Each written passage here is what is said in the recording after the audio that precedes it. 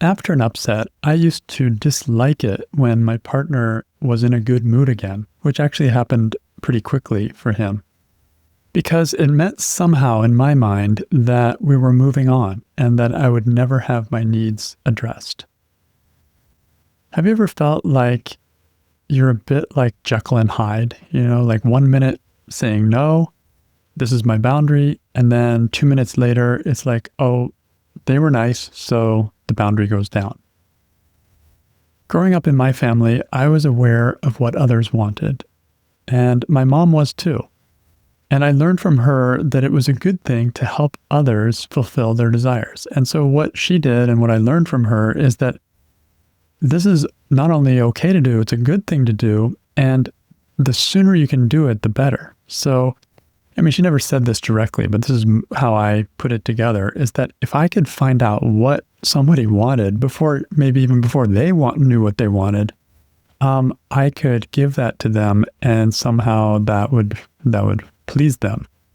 Now I know that is me totally being in the other person's business and crossing over into an area that actually can cause conflict. But growing up, I wasn't sure where the boundaries were. Have you ever had that thought, like, your wish is my command? Like, that used to be what I believed. If you just wish it, then that means I have to do it, like almost compelled to do it. And this shows a lack of clarity about where the boundary actually is. In fact, when I was on the receiving end of that, and my mom would step in and help me with something that I hadn't asked for, it used to make me really mad. And so I see in retrospect now how this whole idea just didn't make sense. There was a lot of craziness in that in a way. But I was caught in that, and that seemed like it was, I didn't know anything other, to be honest. In fact, I think about myself and how independent I try to be, and I think it stems a little bit from my mom wanting to help me. And I'm like, no, I don't want your help. I want to do it on my own. Like when you're trying to separate from mother, like it usually happens age 2, like, no, I do it. Like that's still going on in me to some degree. And I think it's partly because of this lack of clarity of boundaries. So it's no fun on the receiving side, but it's also no fun on the giving side, because it means you're not quite in your own business. You're like stretched over onto someone else's property. And, it always makes you a little nervous when you're trespassing. So have you noticed that you struggle with where do you end and where does someone else begin? Or maybe it shows up when you move somewhere or when you start a new relationship and you completely lose yourself and dump your friends, forget about your friends, forget about the life you had. These are all the signs that it's not clear where boundaries are. Like you're not seeing clearly where the boundaries are. And granted, there is a lot of gray area between what is my business and what is purely someone else's business. And it's confused by interactions with children where they're dependent on you, or anyone who's in a dependent situation. There are gray areas, but there's also clarity that can be found when you look at it. The problem with inconsistent boundaries is that they train people that your no doesn't really mean no. And I think when I look back in my family, I think no was actually a bad word, like a taboo word in our family. Or at least it was for me. And maybe that's just me being an HSP, but I really only saw a couple options. If someone asked me to do something, I could say yes, but not really mean it. Like I'm just being nice, or I'm just being cooperative, or something like that. But there wasn't a no option. My other option was to say, oh yeah, awesome, great idea, I'd love to do that, which was really a genuine, real yes. So you can see how my yes and no table got skewed, and it's really just two versions of yes. I can say yes and be lying about it, or I can say yes with a lot of enthusiasm, and that's a real yes. but I couldn't say no. I couldn't say, well, I'd rather not, or none of that was in my vocabulary. It's not a muscle that I trained in any way. And if you don't have a muscle or a skill of being able to say no, if it's not an option because of whatever you're thinking and believing, then it's like driving a car without any brakes. So you can go faster and go faster and faster. You can coast, which is kind of like braking, but not really.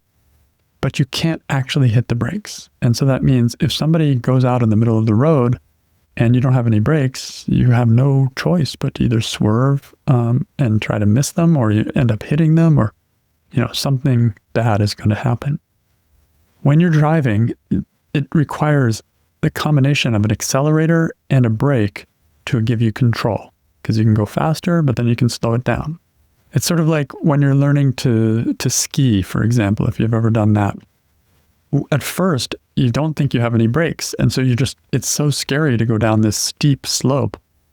But as you learn that you can turn your skis and slow your speed down, in fact, you can actually turn them sideways and stop, then suddenly that fear becomes less and less and less, because you have a way of controlling your speed. You can go faster, straight down. You can go slower by braking side to side. So the problem also is that you start losing respect from other people because they never know which version of you they're going to get. And this can be confusing. And people stay a little bit distant. And it undermines our ability to have close relationships with people and to have meaningful relationships with people. Also, it can happen that relationships become power struggles because people test your limits constantly. They're not sure where is your boundary. So they have to push it around and try to find out where it is. And you may be trying to be nice all this time and avoid conflict, but then it ends up blowing up. At some point, you max out, and now we know where your limit is. But people aren't sure because it moves around, and that's something that can be problematic in a relationship. Or you abandon your own life every time someone new shows interest because boundaries feel too harsh. So this idea of boundaries is a big one. It's a big issue for highly sensitive people. It's not, interestingly enough, in my opinion, a part of the actual HSP trait. The trait is sensitivity and depth of processing and empathy. But this can be done in a balanced way.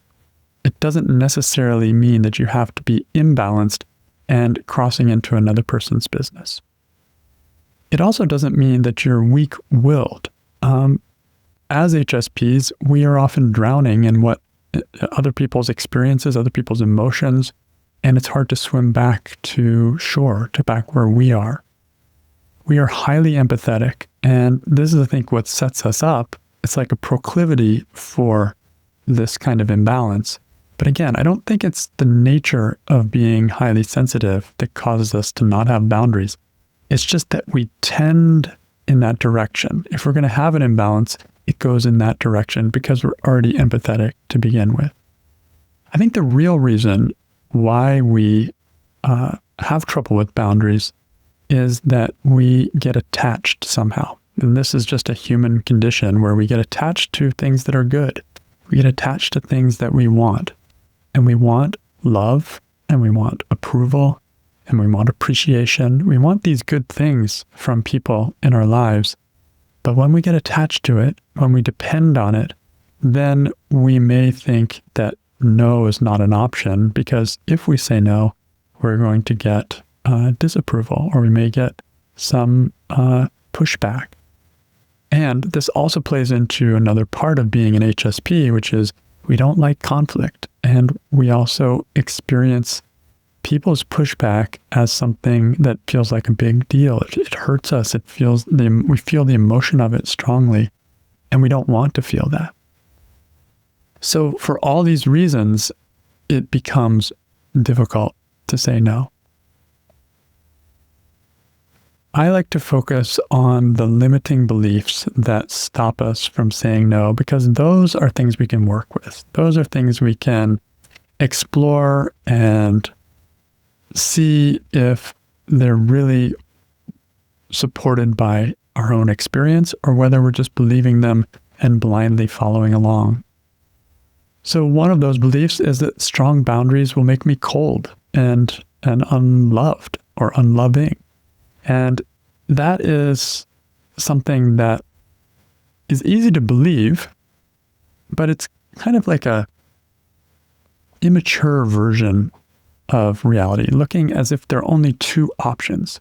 Either I have to be a total jerk or I'm a doormat.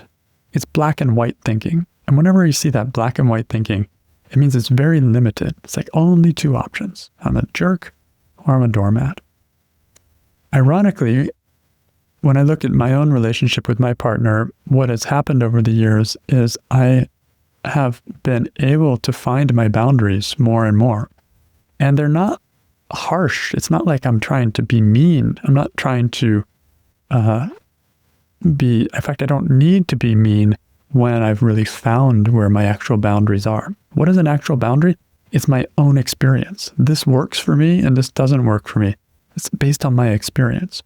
When I've found those, and then I've also come to respect my own, my partner's boundaries as well, what happened is we've become closer and a lot of resentment has gone and it has stoked the love between us because there isn't this need to continuously test those boundaries. So ironically, people respect you more when you're consistent and when you're not actually, when you're accommodating. It's great to be flexible, but there has to be some experience, some truth inside that is your experience that people want to know. You know, another way of saying it is, where is your location in the room? You know, where are you? Where do you actually stand? And as HSPs, it's easy to just keep playing into where other people are and not actually take the time to find out where we are. When you do, when you find it, when you develop the muscle to stand on it, then you become a player in the room and the respect level goes up on all levels and the confidence level goes up as well. You can't love others well when you're disappearing into them. Boundaries, ironically, are what make love possible. Consistent boundaries aren't about being harsh. They're about being clear, and clarity is the greatest gift you can give both to yourself and to others.